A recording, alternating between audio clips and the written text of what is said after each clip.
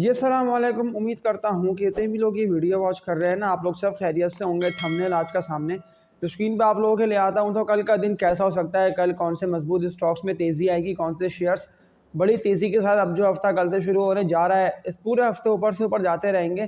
तो आज की इस वीडियो में मैं अगेन आप लोगों को कुछ मजबूत और अप ट्रेंड शेयर्स के नेम बता के इनको बाय करने का बोल रहा हूँ। ट्रेडिंग करके भी ना आप लोग इन शेयर्स में अच्छे पैसे, हज़ार रुपये से लेकर लाखों रुपये तक कमा सकते हैं।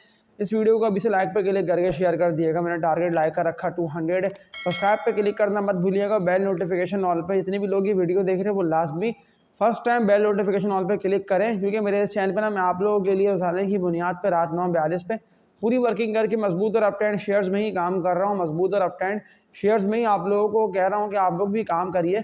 कल का मैं थंबनेल सामने आप लोगों के स्क्रीन पे ले आता हूँ, और इस थंबनेल का मैं कमेंट सेक्शन भी आप लोगों के सामने स्क्रीन पे ले आता हूँ। तो मैंने कमेंट सेक्शन में भी जितने भी लोगों ने सवाल मुझसे बोले थे ना कि इस शेयर का बताइएगा, उस शेयर का बताइएगा, तो मैंने Q&A उठाने की बुनियाद पर रख रहा हूँ। तो आज भी मैंने Q&A रखा है 6 से लेकर 8-9 मिनट तक के अंदर। जितने भी लोगों ने मुझसे सवाल करे हैं ना, वो किसी भी स्टॉक का सवाल हो, मैंने Q&A रखा हुआ है, तो मैं कमेंट्स की भी रिप्लाई आप लोगों के दे रहा हूँ। तो इसीलिए मैं आप लोगों को मुकम्मल वीडियो देख लेने को बोल रहा हूँ। आप लोगों ने कॉसम, PI, ASCLA हो गया, ये सारे देखे हैं। हाल फिलहाल तो आप लोगों को ना बाय करना थे ही नहीं।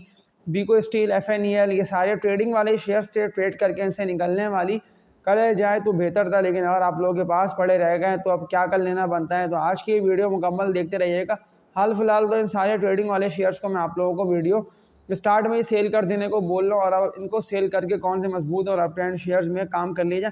हाँ, कुछ लोगों ने अच्छे और मजबूत और अप ट्रेंड शेयर्स को बाय करा हुआ है, तो मैं तो आप लोगों को होल्ड कर देने को बोल रहा हूँ, क्योंकि मैं कमेंट सेक्शन देख रहा हूँ। तो टैली मैंने बाय करा हुआ है, मैंने PIBTL बाय करा हुआ है, मैंने PPL बाय करा हुआ है। तो इन सारे अप ट्रेंड शेयर्स में तो मैं आप लोगों को रोजाना की बुनियाद पे लोअर रेट पे एकोमुलेशन करवा रहा हूँ। एक भाई का सवाल कमेंट सेक्शन में आया हुआ है, EPCL का बता दें। EPCL काफ़ी दिनों से मेरे पास पड़ा हुआ, अब तो महीने से ज़ायद हो चुका है, ये स्टॉक ऊपर जा नहीं पा रहा।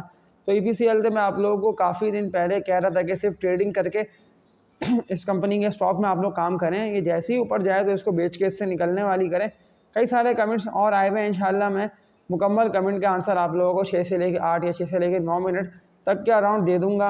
अब फर्स्ट कंपनी और अब ट्रेंड शेयर, इससे बात का आगाज़ कर लेता हूँ। कल का दिन तो बहुत बेहतर हो सकता है, क्योंकि रोजाना की बुनियाद पर आप लोग देखे रहना, मैं आप लोगों को उस वजह से KC100 के शेयर्स में या ऑल ओवर मार्केट के स्टॉक्स की बात कर लेता हूँ। तो अब मैंने KC100 का वर्ड जो यूज़ करा है ना, तो इंडेक्स जो था ना, वो 45 से लेके 50-55 हज़ार पर ट्रेड कर रहा था। मैं उस वक्त से आप लोगों को सारे फंडामेंटली मजबूत और अप ट्रेंड शेयर्स में काम करवा रहा हूँ, और रोजाना की बुनियाद पे मैं आप लोगों को दिलवा रहा था ना कि आप लोग लोअर रेट पे जमा करते रहिए। अब कोई सी भी कंपनी का स्टॉक और नेम आप लोग लें, मैं आप लोगों के कमेंट्स के भी आंसर दे दूंगा कि सारे शेयर्स ऑलमोस्ट डबल ट्रिपल हो चुके हैं।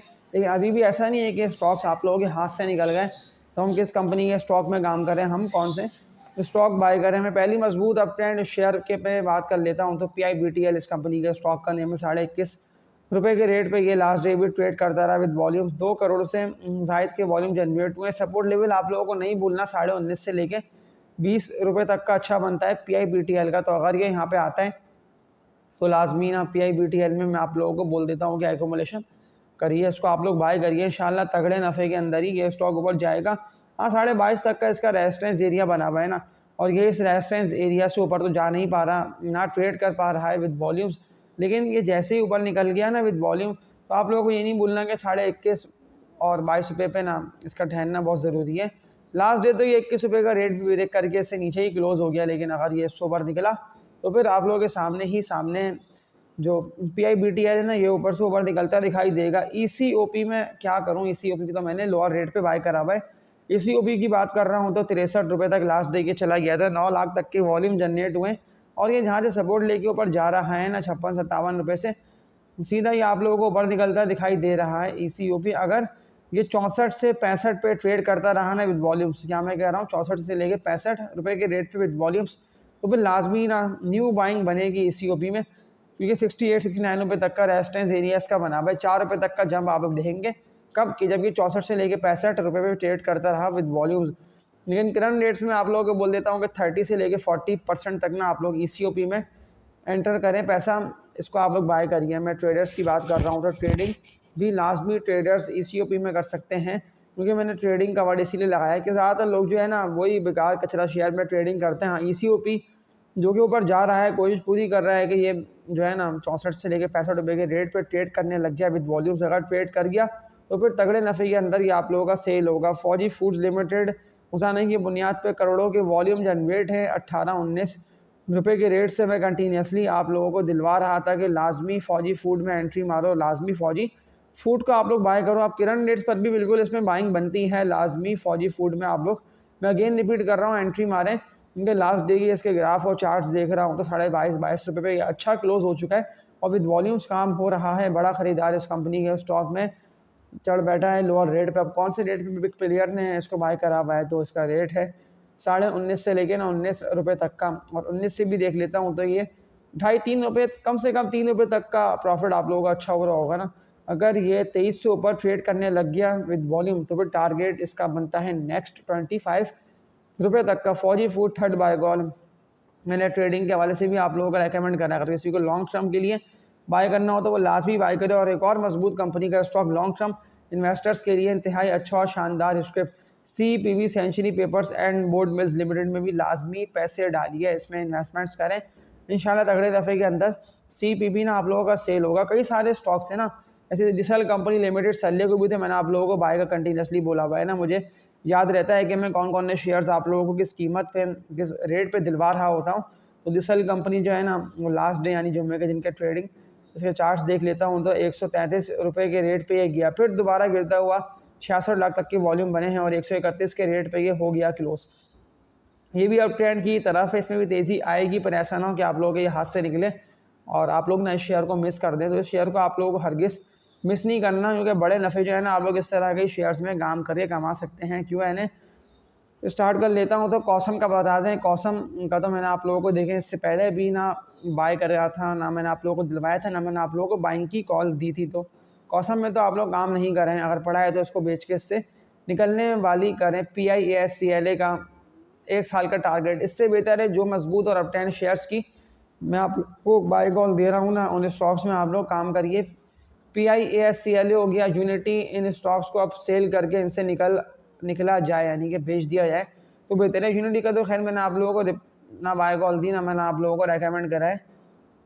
डिविडेंड OGDC पावर फौजी फर्टिलाइजर्स फाइनल फर्टिलाइजर्स 1 साल से ज़्यादा अरसे के लिए, देखिए ये सारे जो है ना मजबूत और अपट्रेंड स्टॉक्स हैं, जब तक पड़े रहेंगे तब तक आप लोगों को फौजी ग्रुप के स्टॉक्स ENP OMC जो मजबूत आपने मुझसे सवाल करा है ना कमेंट सेक्शन में, तो ये स्टॉक आप लोगों के पास पड़े रहें तो बेहतर है, ये तगड़े नफ़े ही देंगे। यानी कि डिविडेंड हर क्वार्टर में देख लेना। FFC मैंने आप लोगों को कुछ दिन पहले भी तो FFC की बाय कॉल दी है ना, मैंने टारगेट तक आप लोगों को 700 रुपये तक का FFC का दिया हुआ है ना। फौजी फर्टिलाइजर्स कंपनी लिमिटेड का तो ये भी अप ट्रेंड ही शेयर है, 100, 105, 120 से लोगों के पास पड़ा है, कोई नहीं बेच रहा।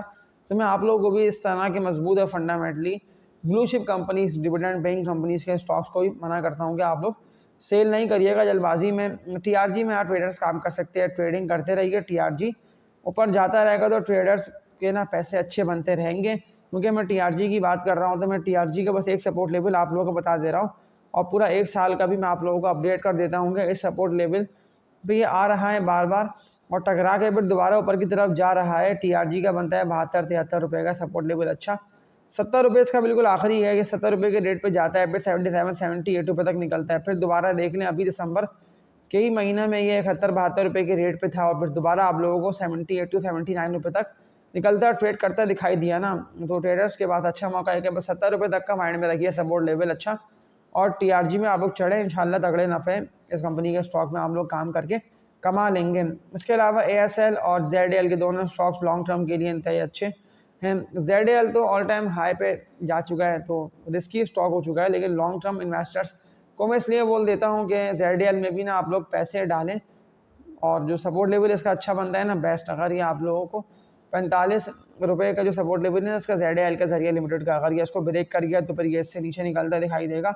लेकिन ये जब तक अप ट्रेंड की तरफ है ना, कि जब तक 45 रुपये के रेट को ब्रेक नहीं कर रहा तो तब तक तो ये आप लोगों को ऊपर से ऊपर निकलता दिखाई दे सकता है। बस 45 रुपये का सपोर्ट लेवल माइंड में रख के काम करिए, इंशाल्लाह प्रॉफिट अच्छे कमा लेंगे। ठट्टा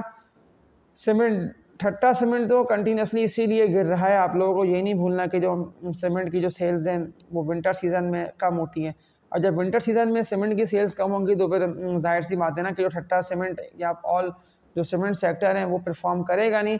जिस तरह से इससे पहले कुछ दिन पहले सीमेंट सेक्टर परफॉर्म कर रहा था ना, तो अब ये गिरेगा और अब सेक्टर स्विचिंग और स्वैपिंग होगी।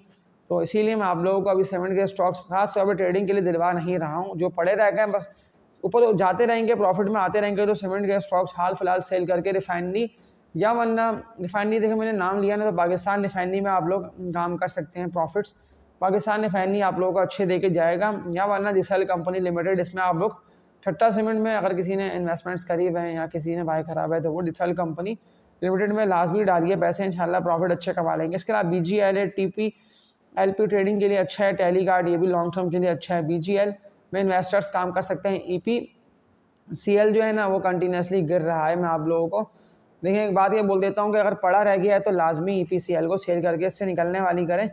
अगर कोई भी ऐसा बेकार शेयर आप लोगों के पास पड़ा है तो मैं आप लोगों को हाल फिलहाल उसको सेल करके निकल जाने का ही बोल देता हूँ। GGL, GGL अभी गनी ग्रुप के शेयर परफॉर्म कर नहीं पा रहे, तो ये अच्छा मौका है कि लोअर रेट पे इनमें एकोमोडेशन कर ली जाए, ताकि तगड़े दफ़े ये स्टॉक्स आप लोगों को देंगे अगेन, इसलिए कि दोबारा इंटरेस्ट रेट गिरा है।